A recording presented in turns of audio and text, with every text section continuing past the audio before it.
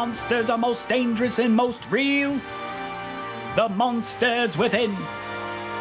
This week, we look at the monster of lust.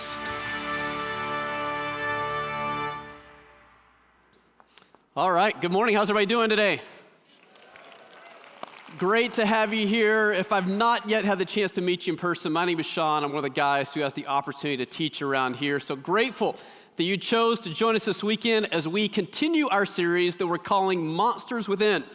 Now, this series is really based on a few different topics that church throughout the history has identified a couple of things that tend to be the things that steal the good things that God has for us more than anything else. And the church over the history has really labeled these as the 7 deadly sins. So this series is really designed to walk through each one of these and recognize that you and I have an enemy who wants to take the good things that God has in store for us, but if we understand his tactics, we are better equipped in order to really experience the good things that God has for us. Now, a couple things that we all need to be on the same page about as we launch into this week and really as we take part in this entire series. Here's the first. When it comes to talking about topics like this, it's very easy to go into the realm of guilt and shame. This series is not designed to bring guilt and shame on anybody. It's actually, again, quite the opposite. It's just to become aware more and more of the tactics of our enemy so that you and I can experience the good things that God has for us. So real quickly, turn to somebody near you and say, this is not about guilt and shame. Not about guilt and shame. All right, here's the second thing we all need to be on the same page about. The second thing is typically you and I, really all people, are really good at judging the sins of other people, while at the same time being really good defense attorneys when it comes to our own stuff. Because really when we pay attention to everybody else's stuff, we don't have to deal with the hard realities within us. And so really when it comes to this series, and maybe particularly this week, here's my request, or maybe my challenge for you, is that you don't take what we talk about and begin to apply it to those that are in your life. Instead, we would really take a deep look within. What is God trying to teach me? What does God have in store for me? And so again, we won't be the judges of other people, but we'll drop the defenses when it comes to ourselves. So really quickly, turn to somebody near you and say, don't be defensive, be receptive. Man, you guys are catching on. This is really good, really good. All right, here's a third thing we all need to be on the same page with each other about. And that is, as we talk about these topics, what we'll recognize is some of these sins, they have a tremendous amount of power. And as we walk through each one of them, you'll discover that some have more power in your lives than other ones do. But some of these sins, they have tremendous power in our lives. And they can really grab hold of us in a lot of different ways. But no matter how much power these sins have in our lives, I believe in a God who has more power than any of these sins have. I believe in a God, you can give it up for that. I believe in a God who is more powerful, that this is about gaining wisdom and partnering with God, that by the power of his Holy Spirit, we are not overtaken by the monsters within, but God can overtake the monsters within. That we can experience hope, we can experience healing, we can experience a new start, a new beginning, forgiveness for whatever it is. There is always hope in God, no matter what we've experienced as it relates to these topics. So real quickly, turn to somebody near you and say, our God is a powerful God. Man, you gave that one some emphasis. I like that one a lot. Good. All right, now that we're all on the same page, we can dive into today's topic, and we're going to address one of these monsters. Typically today, we're going to talk about the monster of lust. Now, what's interesting about lust is lust actually starts with a God-given desire. You see, lust comes from a sexual desire, and sexuality is actually something that God created. God thought it up. God had it in mind. And so what's unique about lust when compared to the other 7 deadly sins is lust is the only one of the 7 deadly sins that actually starts from a desire that's from God. Pride does not originate with a desire that starts from God. Envy does not originate from a desire that starts from God. Wrath does not start and originate from a desire that is from God, but lust actually does. Because it's born out of a sexual desire, which is actually from God. And so let's all be on the same page that sexuality, sexual desire, is not a bad thing. It's actually a really good thing. I would go as far to say that it's a God thing. That God designed it. He created it so that humans could experience this wonderful, intimate relationship with one another. They could draw us ever close to one another. It's a good thing. It's a God thing. It's a beautiful thing. So much so that there's an entire book of the Bible that's dedicated toward sexuality as God designed it. There's a book in the Bible called Song of Songs, or sometimes it's called Song of Solomon. It is one of those books it's a pretty racy book. It's probably on par with 50 Shades of Grey. It's kind of that type of book. It's the type of book that if you were to read it to your kids, it would make you blush. We've got some high school students in the room. It's the kind of book, if you read this book to your parents, it would make you blush, right? It's one of those types of books, but it's there to highlight the reality that sexuality is a good thing. It's a God thing. He created it. It's supposed to be meaningful, special, fulfilling. Now, what lust is it takes a good thing and a God thing, and it takes it and misapplies it in a way that God never intended. And so that which was intended to be good and fulfilling and meaningful gets misapplied in such a way that leaves us feeling wrecked and broken and many times incredibly empty. So the question becomes, how do we lean into what God designed in a beautiful way? Experience it the way that He designed it to be experienced so that lust won't steal and kill and destroy the good things that God has for us in our lives. And so for this conversation today, we're going to go to the very first book of the Bible, the book of Genesis. So if you got a Bible with you, you can turn to Genesis chapter 39, or if you don't, no worries, we'll put the words on the screen and you can follow along as we lean into the story of Joseph. Now, Joseph, if you know his story at all, you know that Joseph was born into a very large family. He was actually his parents' favorite, and his brothers hated him for it. So much so, they actually fake his death. They sell him to these gypsy merchants that are moving through town, and these merchants end up taking Joseph all the way to the country of Egypt, where he's resold to this wealthy guy, this influential guy, this guy by the name of Potiphar. But God was still with Joseph. Even with all the horrific things that he experienced, God was with him even in Potiphar's household because Joseph was a man of integrity. He was a man who was hardworking. He did what was right, and he earned a lot of trust in Potiphar's household. He had great favor there. So much so that Potiphar ends up putting him in charge of really everything within his household, and that's where we pick up the story. Genesis chapter 39, we're going to start in verse 6. It says this. It says, Joseph was a very handsome and well-built young man, and Potiphar's wife soon began to look at him lustfully. Come and sleep with me, she demanded. And so here's Joseph minding his own business, living out his work and his responsibilities that he was entrusted to in Potiphar's household, and all of a sudden, Potiphar's wife walks in and goes, How you doing, right? And she just saw him for what he was. He was this good-looking, ripped young man. Now, there's nothing wrong with being good-looking. It actually reminds me of a story. A couple of years ago, my wife and I were driving to the lake. We were meeting up with some friends at a lake house they had. They were kind enough to invite us along for a weekend. And so, typically, lake types of days, I'm dressed in kind of a ridiculous look. I've got some swim trunks on, mismatched T-shirt, stupid-looking sandals. I don't think I did my hair that day. You kind of get the picture. And we're on this drive to the lake, and this song comes on the radio by John Mayer. And I make this offhanded comment to my wife, and I said, I don't understand why women think John Mayer is so good-looking. Like, it doesn't make sense. I'm not like a great judge whether a guy is good-looking or not, but if I were to judge it, I would assume he's not really that good-looking. And so I said that to her, like, is that true? She said, yeah, that's probably true. But he plays guitar and sings. I'm like, well, why does that make a difference? She goes, well, if you play guitar and sing, like you instantly go up a few notches on the scale of being good looking. I'm like, how is that possible? And so I decided to push the conversation a little bit further. I said, okay, John Mayer without a guitar, where's he at on a scale, 1 to 10? How good looking is he? She goes, I don't know, probably a 6. I said, okay. John Mayer picks up a guitar and starts singing. How good looking is them now? And she doesn't even pause. And she goes, oh, he's a 10 without a doubt. I'm like, he goes from 6 to 10? Just because he can play guitar and sing? That's not right. Now, I should have stopped the conversation right there.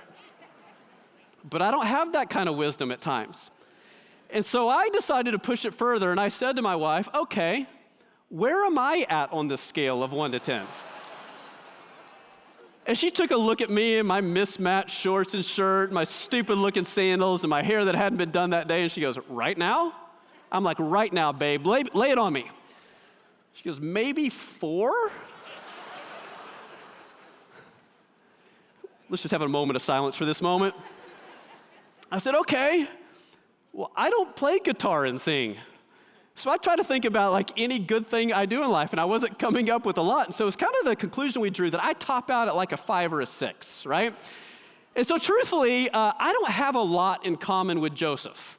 I mean, Joseph is described as this handsome, good-looking, strapping young man, right? That was altogether different, at least on this particular day, in the car ride. And so what happens is there's nothing wrong with being good-looking. There's nothing wrong with being attractive. There's nothing even wrong with noticing somebody who is attractive. The question becomes what you do in that moment once you discover it. And Potiphar's wife doesn't just look and appreciate the attractiveness of somebody else. Instead, she begins to pursue that which was really outside the bounds of the way that things were designed by God.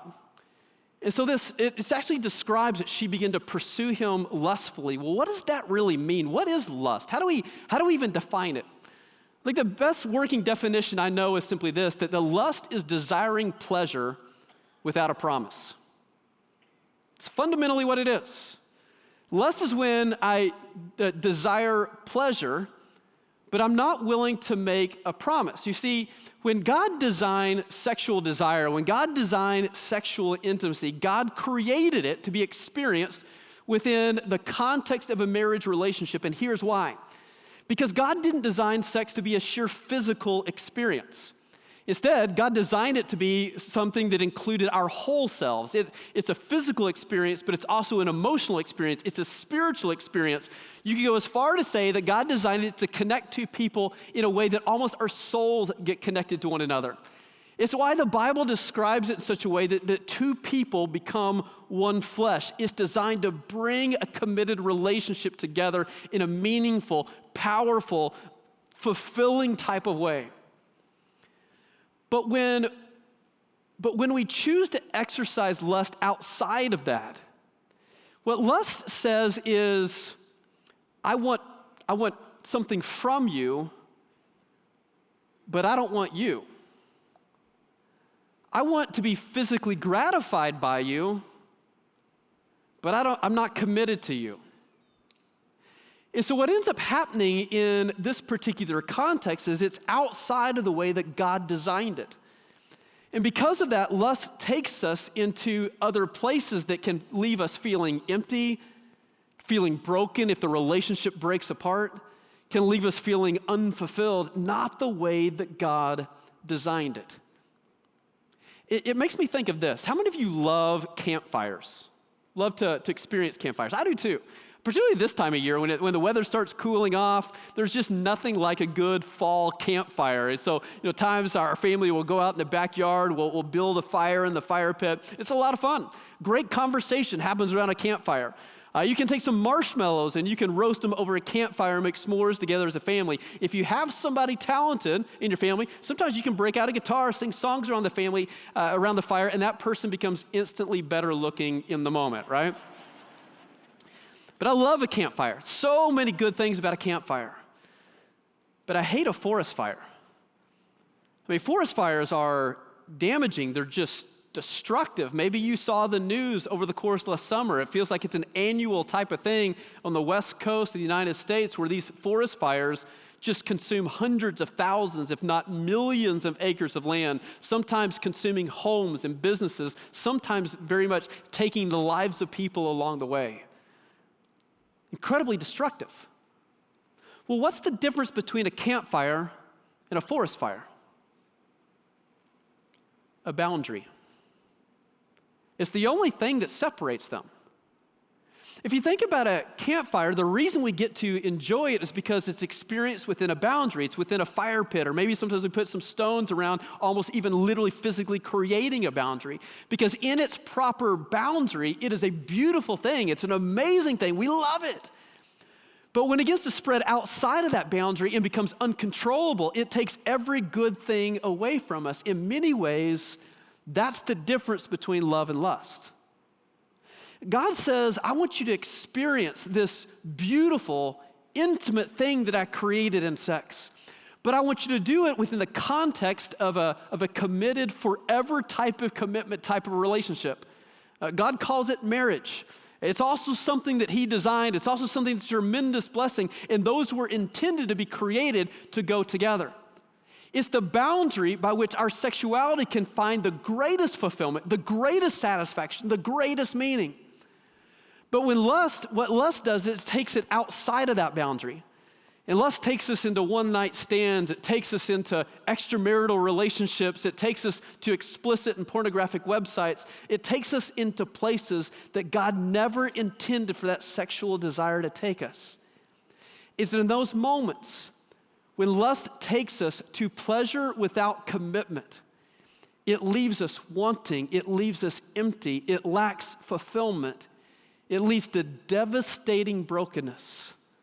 I talked to someone after the last service that shared with me that he lost everything in his life because of this fire that burned outside of the boundary.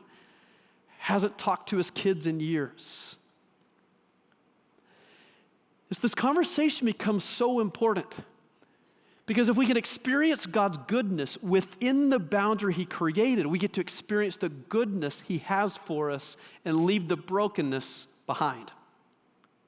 And so there's this interplay between love and lust. And so the second piece for us we have to begin to take the step with is we have to be people who are willing to move from lust to love. To move from lust to love. Let's pick up the passage again. Genesis chapter 39, very next verse. So Potiphar's wife is pursuing Joseph. Here's what happens. He says, but Joseph refused. Look, he told her, my master trusts me with everything in his entire household. No one here has more authority than I do. He's held back nothing from me except you, because you are his wife. I mean, how could I do such a wicked thing? It would be such a great sin against God. And so what Joseph is doing in the moment is he's very practically living out this principle of moving from lust to love. He's allowing the love to win out. And what he says in the moment is, I love my master. I love Potiphar enough to not take what doesn't belong to me. I love God enough not to operate outside of the way that God designed things. Joseph is a single guy at the moment. He says, I love not my wife, I love my future wife enough to resist in a moment like this. It's a movement from lust to love, building your life on the way that God actually created it to be built. Now, very practically, how do we make this step? The truth is, this step becomes a very challenging step.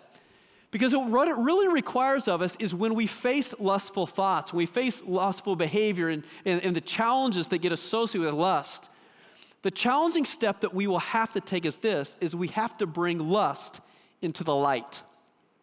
What I mean by that, probably more than any of the other 7 deadly sins, lust loves the secret. And sin has this ability to breed in secrecy. Because there's so much shame that gets attached to lust, it's the very thing that we don't want anybody to know about.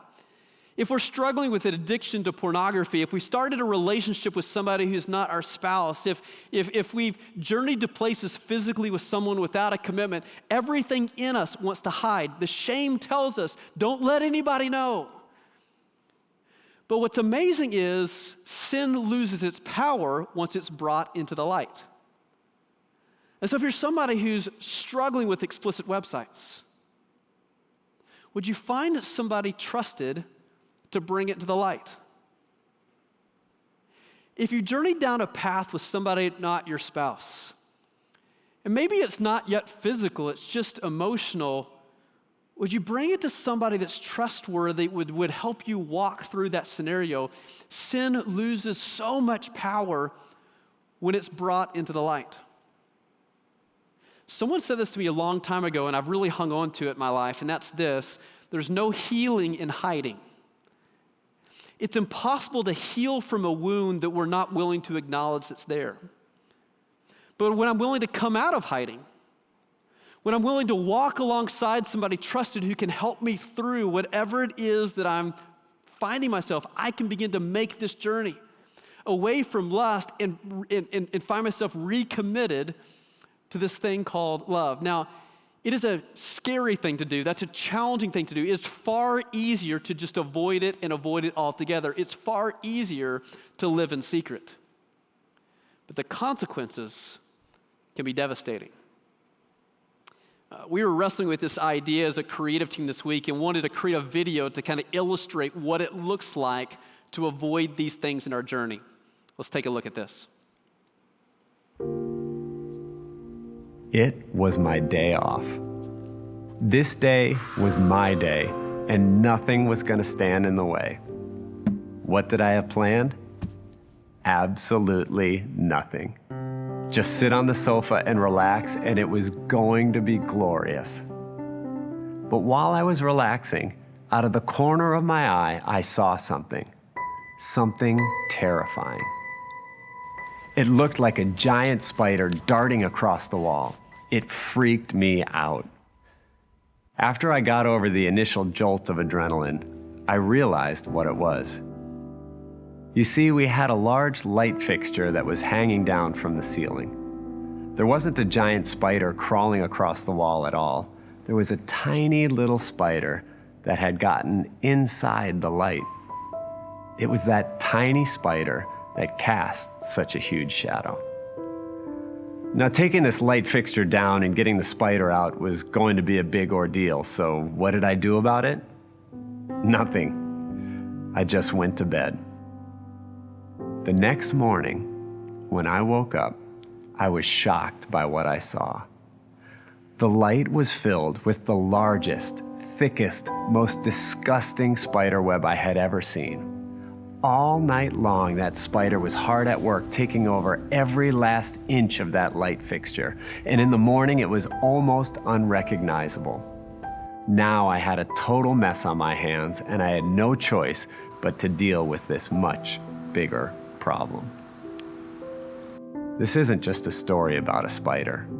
This is also a story about sin. Isn't that the way that sin works? We often convince ourselves, well, it's not that big and it's not that bad. I'm just going to leave that tiny little sin in that part of my life and maybe it'll just go away on its own. But when we leave sin in our life unchecked, it never just stays there.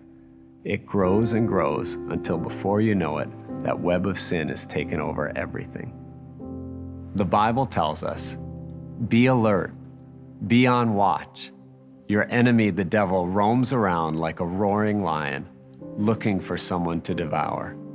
Be firm in your faith and resist him. Maybe you already know there's something in your life you need to run from. The good news is the Bible also says, resist the devil and he will flee from you. Maybe there's nothing else I need to say. You might know there's something in your life you need to deal with. Maybe you have a huge mess on your hands, or maybe you've just let something small into your life and you haven't bothered to deal with it. Perhaps now is your chance to deal with it. There's no healing in hiding. And it's only when we're courageous enough to address the spider that we can prevent the web from being spun. Now, let me be candid. I recognize that there might be many of us who are here, maybe those of us joining online, that recognize there's already been a web that's spun in our life. And if that's you, I want you to know that all hope is not lost. There is help and there is hope. We thought about this a little bit as a team, and we wanted to put together just a resource guide that maybe would be able to serve anybody and everybody, no matter where you're at in your journey. And so if you were to go to willowcreek.org/monsterswithin, you'll find resources that we hope that would be hope-filled and helpful no matter what life has thrown your way and no matter what's been going on in your journey. The web can be undone. It can be cleaned out. There is hope. There is healing. There is opportunity. There is a second chance and a new beginning. And maybe that God brought you here today so that you could embrace the help and embrace the hope that's ahead. But for many of us, it's not about untangling a web that currently exists. It's making sure that we take care of the spider so that a web never gets spun in our lives. And so what does that really look like? How do we begin to do that? And the principle I would encourage you to really hold on to is this. We have to be people who have a plan for the pressure. We're people who have a plan for the pressure. Again, let me take us back to Genesis chapter 39. We go back to the story of Joseph. Here's what happens. It says that she kept putting pressure on Joseph day after day. But he refused to sleep with her. And he kept out of her way as much as possible. One day, however, no one else was around when he went in to do his work. She came in, grabbed him by the cloak, demanding, "Come on, sleep with me." Joseph tore himself away, but he left his cloak in her hand as he ran from the house. You almost get a sense from Joseph that he had a plan for the pressure.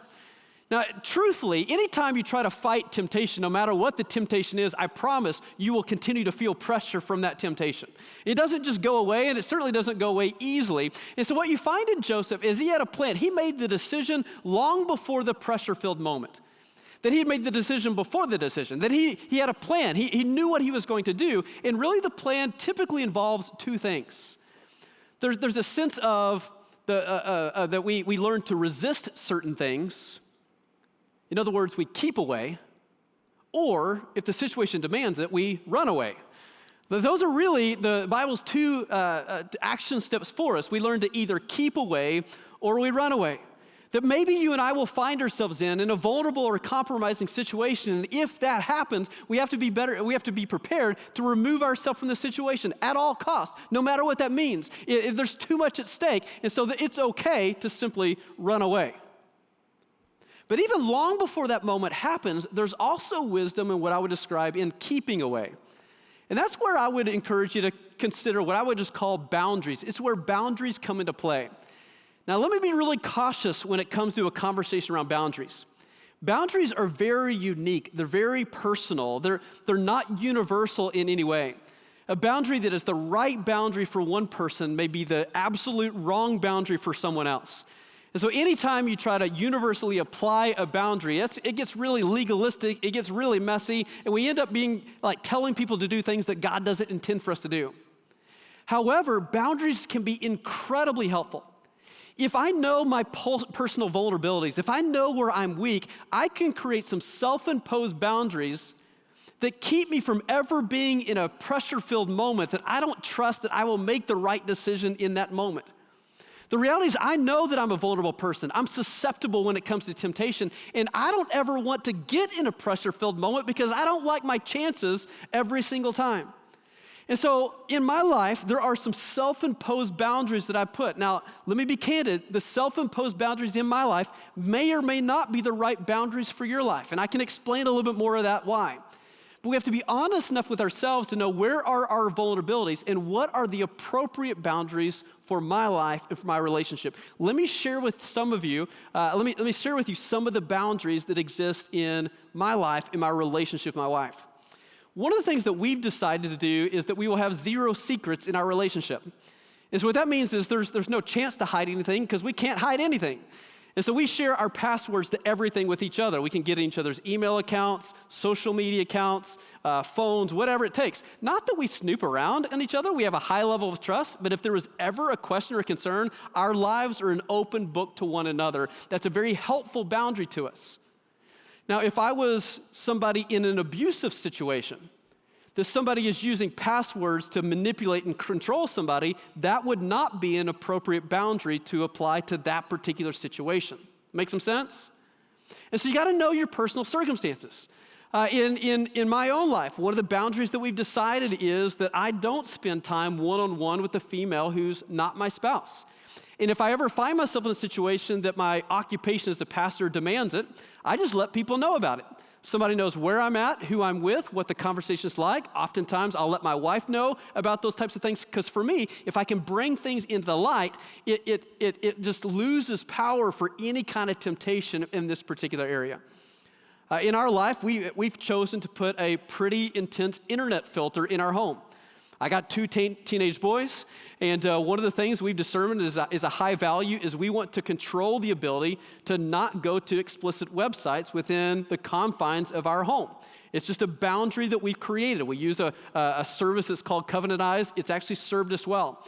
And just so you know, with Covenant Eyes, you can change, levels of filter. You can change all kinds of things with it, but it's password protected, and I don't even know the password. My wife's the only one that knows that password, because frankly, I don't want to know. I don't want to have the ability to go and change things and control things. So you kind of get the sense of what I'm describing here, that the boundaries can be really, really helpful. Here's why this matters. Here's an important principle for you. If sin has a harder time taking root if it doesn't have a route. Does that make some sense? Sin has a harder time taking root in my life if I don't give it a route. And that's what boundaries are designed to do, is to create a scenario for you that sin doesn't have the route in my life. It can't get to me in certain areas. I don't find myself in compromising situations often. Sin has a harder time taking root if it doesn't have a route. And so we have a plan for the pressure. The other piece I would encourage you to consider is this, is if I'm trying to overcome lust, or if I'm trying to overcome a sin, you'll never overcome it by focusing on it. I mean, case in point is this: if I were to tell you, don't think about a pink elephant. Like seriously, whatever you do right now, don't think about a pink elephant. What are you thinking about? Me too, that's what I would think about. That you don't overcome something typically by focusing on it. We don't focus on what we're trying to overcome. We actually focus our thoughts of who we want to be or where we want life to go. And that's why Paul writes so brilliantly in the book of Philippians. He writes these words for us. He says, fix your thoughts on what is true and honorable and right and pure and lovely and admirable. Think about things that are excellent and worthy of praise. The reality is, if I'm wrestling with this monster of lust, I don't overcome it by focusing on lust itself. Instead, I start focusing on other things. I focus on love. I focus on commitment. I focus on my spouse, or maybe my future spouse. I focus on God and the things of God. I divert my attention to what builds me up, as opposed to what can destroy me along the way. But here's the reality. I started this conversation very intentionally by saying that this was not a conversation about guilt and shame. There is so much of this conversation that's so easy to feel shame, to feel guilt, to be overwhelmed by it at times. Particularly if this is an area that we've messed up, or an area that a web got spun in our life for whatever reason. And sometimes it causes us to even really think about our value and our worth. I was thinking about this week. Somebody help me out. What is this that I'm holding? It's not a trick question. This is a real $100 bill. It's not fake, not Monopoly money. This is the real deal, baby. Okay. Now, just out of curiosity, what is this worth? You are bright people. This is worth $100. Now, if I were to take this and I were to wad it up, if I were to spit on it, that was really gross. I shouldn't have done that.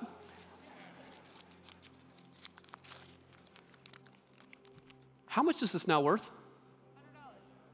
Still worth $100. I mean, what if I were to take this and wad it up and throw it on the ground and just like step on it, trample it?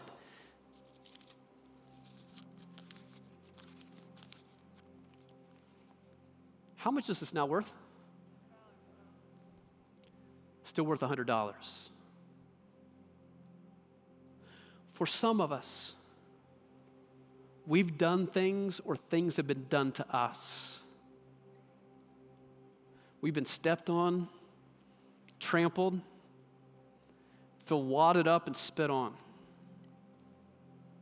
And it causes us at times to feel like we're worthless. My friends, there is nothing you've done, or there's nothing that's been done to you that ever changes your worth by a single ounce. You are loved, beloved by your Creator. And there's nothing that you've done or nothing that's been done to you that has ever changed that reality. that you are wholeheartedly, unequivocally, unconditionally loved by your great God. That's the beauty and the grace of Jesus. This conversation is not one about shame and guilt. This conversation is not one about value and worth. This conversation recognizes that you and I have an enemy that wants to steal, kill, and destroy. He wants to take every good thing that God wants to give you in life. But Jesus says, I've come so that you may have life and have it to the full. And it's the truth that sets you free if we can get honest with ourselves and honest with what's going on and lean into the power of God's Spirit that's actively at work in your life. My friends, we can experience God's best. I don't care what you've done. I don't care what's been done to you. There is hope. There is healing. There's a fresh start. There's a new beginning. There's a Creator that loves you. You are worth more than you will ever begin to fathom in the eyes of your Creator. So take your hurt, your brokenness, your emptiness, and lay it at His feet. Lust is the reason that pleasure feels empty. But love has the power to make us whole again. Let's pray together. God, we come before you. God, this is a hard conversation, but it's an important one. And Father, for some of us, this is a deep, intense battle and struggle. And for those of us who are struggling, remind us that the very fact that we're struggling means that we're not defeated, because if we were defeated, we'd be surrendered to it. And the fact that we're struggling means that there's life, and there's hope, and there's victory that can be found in you. So God, give us the courage to bring it to the light. God, bring us people who are trustworthy, who have our best interest in mind, who love us enough to tell us the truth. But God, in it, would you help us shed the shame and guilt? Would you help us shed any notions that we are not valuable or worthy? May we find your grace, your love, your forgiveness, your hope in Jesus. We pray that in His name. Amen.